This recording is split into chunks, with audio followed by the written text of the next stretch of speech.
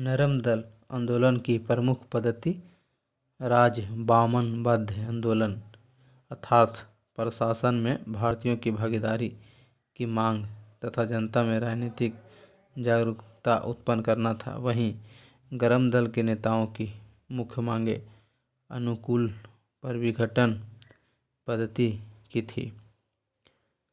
नरमपंथी के नेता दादा भाई नौरोजी, फिरोज शाह मेहता, दिनेश बाचा, बिमलेश चंद्र बनर्जी और सुरेंद्र बनर्जी आदि शहरी क्षेत्रों से संबंध थे।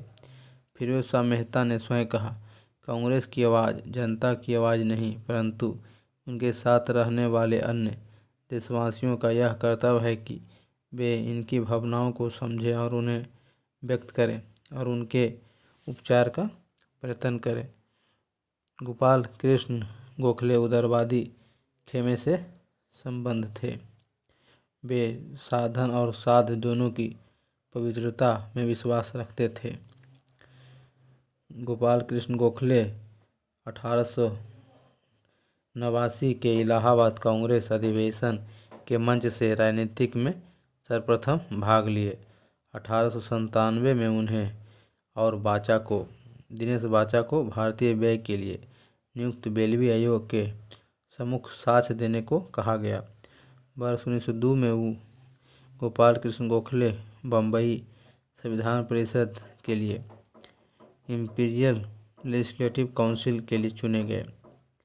उग्रवादी विचार के चार प्रमुख नेता थे: बाल गंगाधर तिलक, लाला लाजपत राय, बिपिन चंद्र पाल और अरविंद घोष। इन नेताओं ने स्वराज प्राप्ति को ही अपना लक्ष्य बनाया। तिलक ने कहा, हमारा उद्देश्य आत्मनिर्भरता है, भिक्षावृत्ति नहीं।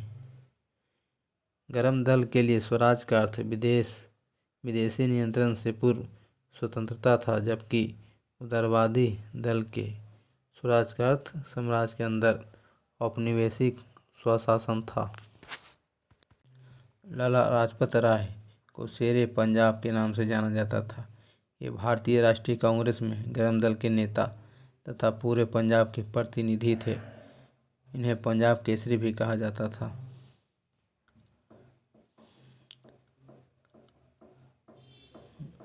लाला लाजपत राय के लाठीचार्ज में 17 नवंबर 1928 को मृत्यु हो गई। लाला लाजपत राय ने इटली के क्रांतिकारी मैजीनी को अपना गुरु माना तथा उनका मैजीनी का रचना ड्यूटीज ऑफ मैन का उर्दू में अनुवाद किया। बंगाल के विभाजन के विरोध में चलाए गए स्वदेशी आंदोलन के प्रमुख नेता अरविंद घोष थे। सर वैलेंटाइन सिरोल ने लाला लाजपत राय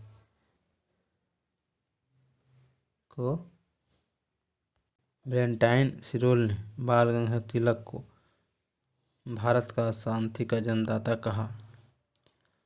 बाल गंगाधर तिलक को सजा सुनाए जाने के पश्चात प्रसिद्ध विद्वान मैक्स मुलर ने दया की वकालत करते हुए यह कहा था कि संस्कृत के एक विद्वान के रूप में तिलक में मेरी दिलचस्पी है।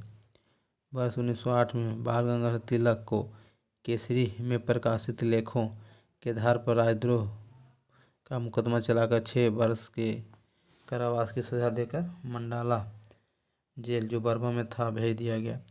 तिलक को हुई सजा के विरोध बम्बई के कपड़ा मिल मजदूरों ने देश में पहली राजनीतिक हड़ताल की।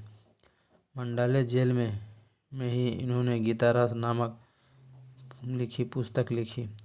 तिलक सांप्रदायिकतावादी नहीं थे, वे प्रथम राष्ट्रवादी नेता थे जिन्होंने जनता के निकट का संबंध स्थापित करने का प्रयत्न किया और इस दृष्टि से वे महात्मा गांधी के अग्रगामी थे।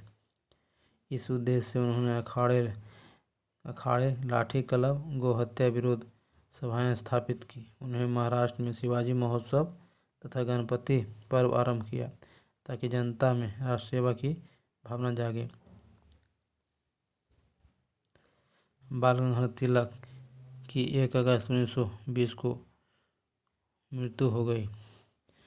गंगाधर तिलक की अर्थी को महात्मा गांधी के साथ मौलाना शौकत अली तथा डॉक्टर सैफुद्दीन किचलू ने उठाया था तथा हसरत मोहनी ने उस समय शोक गीत पढ़ा था।